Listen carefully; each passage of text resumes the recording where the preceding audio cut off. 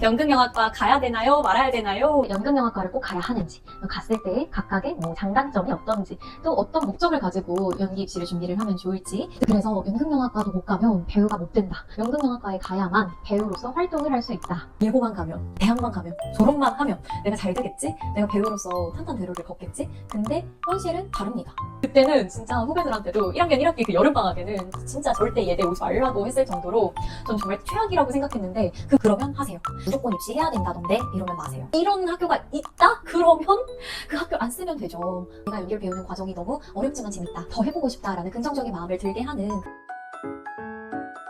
안녕하세요 여러분, 해영테라피 해영쌤입니다. 예! 오늘은 연극영화과 가야 되나요? 말아야 되나요? 라는 질문에 대해서 이야기해보려고 이렇게 영상을 켰습니다. 요즘 수시가 마무리되고 정시를 준비하는 시즌이다 보니까 많은 학생들이 문의를 해주고 있는데요. 입시반을 상담하러 오는 친구들은 제가 조금 더 면밀하게 대화를 하는 편이에요. 특히 가장 중요한 질문인 왜 입시를 하려고 하나요?에 대해서 이야기를 많이 나누는데요. 나누다 보니까 조금 위험한 생각을 가지고 있는 학생들도 있더라고요. 그래서 오늘은 연극영화과를 꼭 가야 하는지, 갔을 때 각각의 장단점이 어떤지, 또 어떤 목적을 가지고 연기 입시를 준비를 하면 좋을지 등등에 대해서 이야기해보려고 하니까요. 주변에 입시하는 친구들이 있다면 이 영상 많이 공유해주세요. 상담을 와서 어떤 학생이 그런 얘기를 했어요. 그 학생은 3개월 정도 연기 입시를 개인 레슨으로 준비하던 학생이었는데요. 그 개인 레슨 선생님께서 요즘에 참 배우 되기 어려운 세상인데, 그래서 연극영화과도 못 가면 배우가 못 된다. 연극영화과에 가야만 배우로서 활동을 할 수 있다.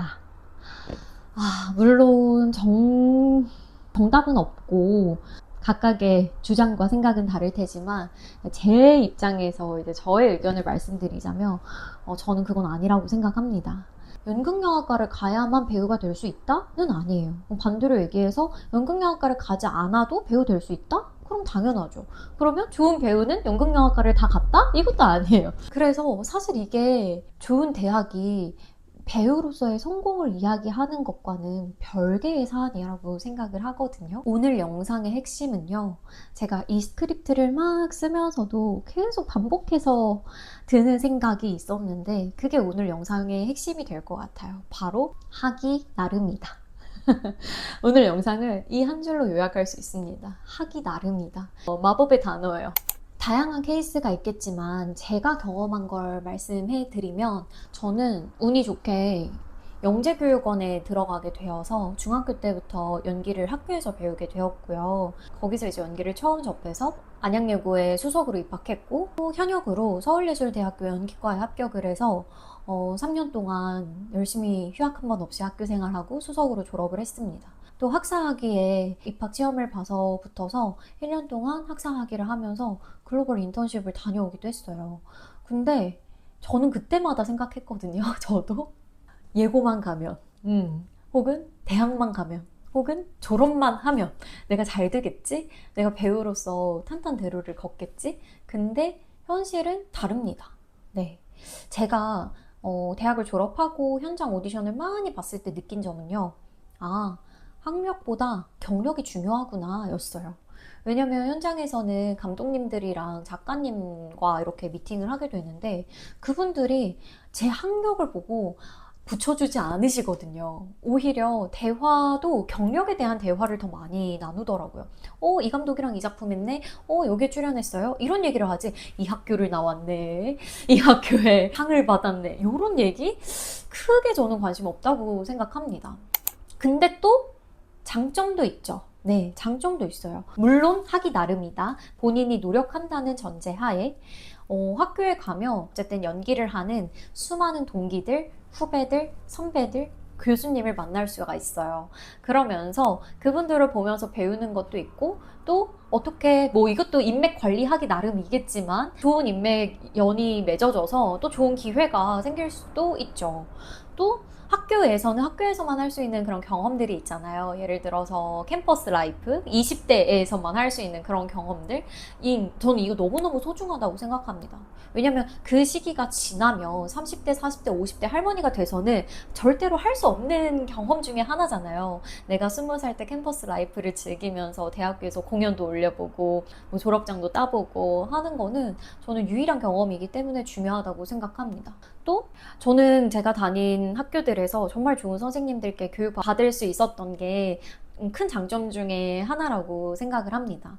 네, 저는 서울예대 너무 당당하게 좋은 학교라고 말할 수 있을 정도로 열심히 다니기도 했지만 좋은 선생님들께 가르침 받을 수 있어서 너무 좋았고, 또 학교 졸업장이 있어야만 저 이제 연기학원에서 강사를 채용할 때도 대학교 2학년 2학기까지는 수료한 자여야 강사 등록이 가능하거든요. 그래서 교육 쪽에 관심이 있으신 분이라면 대학교는 필수적인 사항이 되겠습니다. 무엇보다 가장 중요한 거는요, 학교에 가서 할 수 있는 경험들도 소중하지만 저는 그 학교를 가기 위해서 입시하는 과정에서 본인이 치열하게 노력해보는 그 경험 또한 너무너무 값지다는 생각을 합니다. 진짜 많은 분들이 공감하실 텐데요. 입시 때만큼 열심히 했던 적이 없다. 그래서 저는 연극영화과 다니면 좋아요? 라고 저한테 질문을 한다면 너무 좋았다. 후회 없다. 너무 감사한 경험이었다. 라고 말씀드릴 수 있을 정도로 저는 너무 만족하거든요. 근데 그럼에도 불구하고 단점이 있을까 해서 제가 몇 가지 적어봤어요. 우선 첫 번째. 제가 학교를 열심히 다니는 과정에서 외부 활동을 할 수 없었기 때문에, 혹은 할 수 있었겠지만 학교에 집중하느라고 놓쳤기 때문에 왜 그 당시 연도 그 나이대에 외부 활동의 경험이 적다 라는 게 단점 아닌 단점이 될 수 있을 것 같고요. 또 아무래도 돈이 많이 들죠. 예, 이것도 뭐 하기 나름이에요. 장학금을 받으면서 할 수 있겠지만 입시를 준비하는 과정에서도 돈이 들고, 입시를 치르는 과정에서 원서비도 많이 들고, 또 학교를 붙어도 등록금, 입학금, 그리고 자취를 하게 된다고 하면 또 거기에 부수적인 비용들이 많이 드는 게 단점이 될 수도 있을 것 같고요. 이게 진짜 중요한데, 처음에 대학교를 갔을 때 적응하기 어려워하는 학생들이 있어요. 네, 저도 그랬고 1학년 1학기만 다니고서 그 대학의 진가를 절대 알 수가 없거든요. 최소 2년 이상 다녀봐야 점점 알게 될 것 같아요. 저는 그랬어요. 근데 처음에는 환경이 달라지고 모든 사람들이 바뀌고 공간, 시간 다 다르게 쓰다 보니까 저도 1학년 1학기 때는 술 먹었던 기억밖에 없거든요. 나 연기를 배우고 싶어서 왔는데 이 학교는 진짜 왜 연기도 안 가르쳐주고 술만 먹이는 것 같지? 라고 한때는 생각했었어요.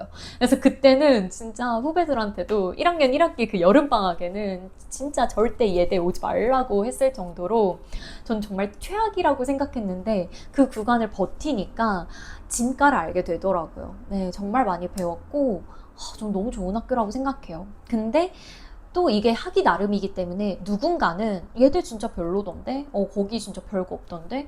거기 진짜 이상한 학교야? 라고 얘기하는 사람들도 있을 수 있을 것 같아요. 그리고 단점? 가끔 학교에 다니다 보면은 합격에 취해서 본인이 나아가야 할 길을 망각하고 합격에만 취해서 좀 나태해지고 자만하게 되는 사람들도 몇몇 있지 않나라는 생각도 하게 됩니다. 그게 또 합격의 저주라면 저주겠네요. 그런 단점이 있을 수도 있을 것 같아요.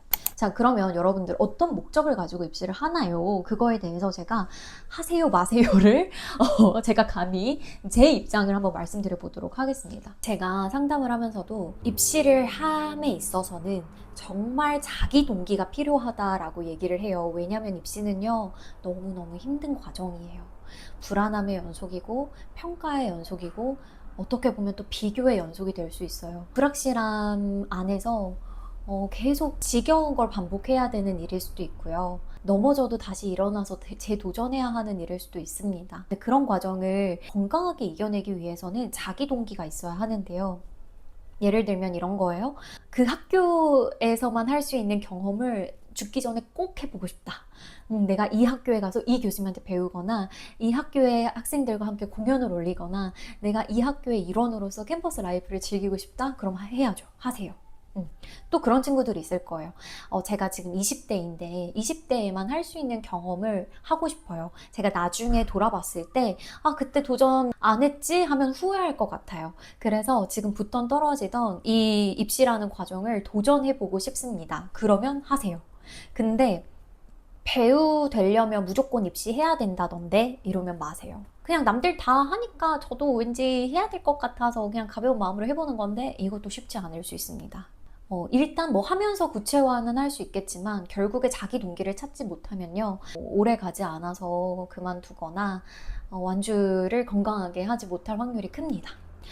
또 저는 그것도 좋은 방법이라고 생각해요. 제가 지금 연기 열정이 엄청나서 연기를 지금 너무 배우고 싶은데 같은 시간 대비 조금 더 빡세게 배울 수 있는 게 왠지 입시일 것 같아서 내가 입시를 하면서 학교도 도전해보고 또 같은 시간 대비 효율적으로 연기를 공부해보고 싶다. 그럼 저는 좋다고 생각해요. 왜냐면 입시는 일단 데드라인이 명확하고요. 시험 일자가 딱 몇 월 달에 있고 또 수업 일수도 많아요. 비입시반보다 거의 매일 학원에 나오게 되고 또 다루는 텍스트가 좀 어렵죠. 그래서 매체나 드라마, 영화 대사보다 우리는 고전, 희곡을 공부하기 때문에 훨씬 더 공부하는 양이 많아진다는 것도 저는 빡세게 연기 공부하려고 하는 학생들한테는 추천하는 방법입니다. 그런 질문도 있었어요. 선생님, 나이 제한이 있나요? 제가 너무 나이가 많아가지고 입시하면은 무조건 떨어질까요? 이 얘기를 했던 친구가요, 23살이었거든요. 저는요, 너무 어리다고 생각합니다. 물론 학교에 따라서 또 전형에 따라서 다를 수가 있어요. 어떤 학교는요, 지금까지 합격생 추이를 보아하니 이 학교는 25살 이상은 합격자가 없어. 그리고 교수님들이 꼭 나이를 물어보고 나이가 너무 많으면 꼭 떨어지더라고. 시험을 잘 봐도. 이런 학교가 있다? 그러면 그 학교를 안 쓰면 되죠. 네. 그 학교 하나 때문에 입시라는 과정 전체를 자기가 도전도 안 해본다? 저는 이거는 아쉬운 선택이라고 생각해요. 제가 다녔던 서울예대를 기준으로 해서 말씀드리면요, 저는 1학년을 운 좋게 20살에 입학할 수 있었지만 30살에 1학년인 언니 오빠들도 있었어요. 네, 심지어 20살, 재수 21살, 삼수 22살보다요 25, 6, 7, 8, 9, 30까지 너무 많았어요. 왜냐? 예대는 일반 전형도 있지만 전문대 졸 전형이 있어서 전문대학교 이상, 2학년 2학기 이상 수료한 사람이 응시할 수 있는 전형이 따로 있었고, 여기서 합격자를 몇 퍼센트, 여기서 합격자를 몇 퍼센트 해서 전체 합쳐서 동기가 되는 거기 때문에 나이대가 다양하다라는 특징이 있었습니다. 본인이 원하면 또 전형에 따라서 학교는 전략적으로 쓰면 되는 것이지, 내가 23살이라서 포기하고 23살에 포기하잖아요? 25살에 후회해요. 왜 내가 그때 나이 많다고 생각하고 도전도 안 했지? 이러면서요. 입시를 떠나서 배우를 하는데 나이 제한은 없다고 생각합니다, 저는. 네, 항상 학생들이 많이 하는 질문, 선생님 저 너무 늦었나요? 하는데 안 늦었어요. 안 늦었어요. 학교 이름이 중요한가요? 학교 이름 중요하다면 중요하죠. 그쵸? 좋은 대학 나오면 너무 좋죠. 근데 좋은 대학 나와야만 좋은 배우가 되는 건 또 아니라고 했잖아요. 어떤 배우를 봤는데 와, 이 배우 한예종이야. 좋죠. 근데 어떤 배우를 봤는데 여기는 내가 이름도 몰랐던 연극영화과인데 여기 이런 진주 같은 배우가 있었구나. 가능성이 있어요. 반대로 좋은 대학을 나왔는데 왜 너는 배우 안 하고 있어? 하는 사람들도 많아요. 진로는 너무 다양하니까요. 또 어떤 배우는 얘 연영과 출신이 아니야? 다른 전공이야? 일 수도 있고요. 어떤 배우는 아예 대학교를 안 갔구나 할 수도 있어요. 하기 나름이다. 그러면 선생님 저는 입시를 안 할 건데 배우가 되고 싶어요 라고 하는 분들, 어떻게 배우가 될 수 있나요? 라고 질문을 하신다면, 연극영화과 다닌 학생들이 3년, 4년에 걸쳐서 연기를 공부하고 경험한 것들을 이걸 대신해서 대체제가 필요하잖아요.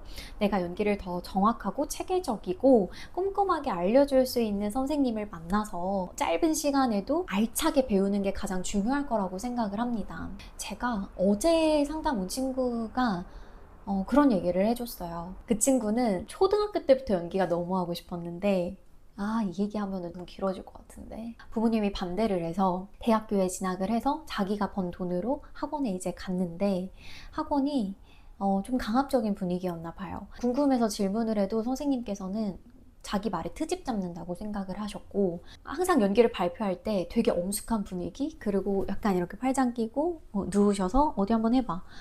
근데 코멘트가 굉장히 추상적이어서 자기는 더 연기의 배움의 욕구가 정말 컸는데 그런 부분에서 좀 아쉬움을 많이 느꼈대요.